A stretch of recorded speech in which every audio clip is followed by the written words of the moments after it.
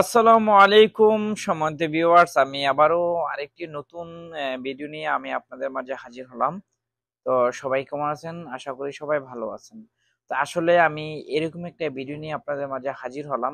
পৃথিবীর মধ্যে সর্বোচ্চ বা সবচেয়ে বড় গেট যেগুলা, অন্যতম গেট পবিত্র খানায়ে কাবা এবং মসজিদুল হারাম, মসজিদুল নববী এবং মসজিদুল আকসা। তার মধ্যে সবচেয়ে অন্যতম এবং সবচেয়ে বড় এবং সুন্দর গেট হলো পবিত্র খানায়ে কাবা। আর পবিত্র খানায়ে কাবার অসংখ্য অগণিত গেট রয়েছে। তার মধ্যে সর্বোচ্চ কতগুলা গেট রয়েছে? ৪ থেকে ৫ টা গেট রয়েছে। এর মধ্যে 79 নাম্বার গেট হলো অন্যতম। যেটা সচরাচর সবসময় হাজিদের জন্য ওপেন রাখা হয় পবিত্র খানায় কাবা প্রবেশ করার ক্ষেত্রে। তো আসলে অবশ্যই পবিত্র খানায় কাবার চতুর্দিকে অসংখ্য এবং অনেকটাই সুন্দর একটি স্থান, প্লেস পৃথিবীর, যেটা পৃথিবীর ব্যস্ত খানা নামে পরিচিত। তো আলহামদুলিল্লাহ, আল্লাহ সুবহানাহু ওয়া তাআলা প্রত্যেকটা মুমিন মুসলিমকে পবিত্র খানায় কাবা দেখার এবং আসার তৌফিক যেন আল্লাহ সুবহানাহু ওয়া তাআলা দান করেন।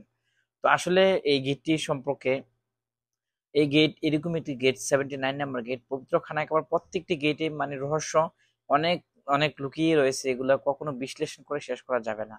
কেন নয়, এই পবিত্র নগরীতে এবং পবিত্র এই জন্মভূমিতে আমার প্রিয় নবী হযরত মুহাম্মদ সাল্লাল্লাহু আলাইহি সাল্লাম শুভ আগমন করেন।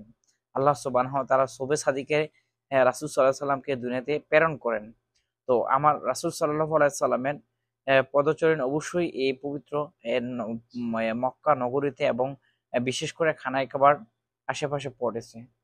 তো আর এই জন্যই আল্লাহ সুবহানাহু ওয়া তাআলা পবিত্র মক্কা নগরীকে অনেকটা দামি এবং সর্বোচ্চ স্থান বলে ঘোষণা করেছেন। কেননা পবিত্র খানায় কাবা এক ওয়াক্ত নামাজ পড়লে সাধারণত এক রাকাতে ১ লক্ষ রাকাতের সওয়াব তার আমলনামায় লিখে দেওয়া হয়।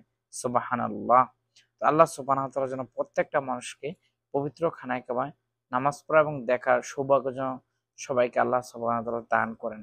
তো আসলে এখন সময়টা আসরের নামাজের আগ মুহূর্তে। সুন্দর একটি পরিবেশ এবং অশান্ত পরিবেশ। মাশাআল্লাহ, দেখতে অনেকটা চমৎকার একটি ভিউ।